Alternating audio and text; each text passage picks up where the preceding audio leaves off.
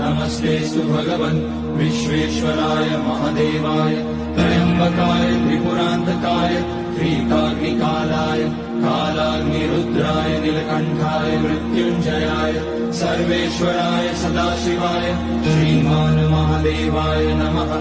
ॐ नमः शम्भवाय च मयोपवाय च नमः शङ्कराय च मयस्कराय च नमः शिवाय च शिवतराय च।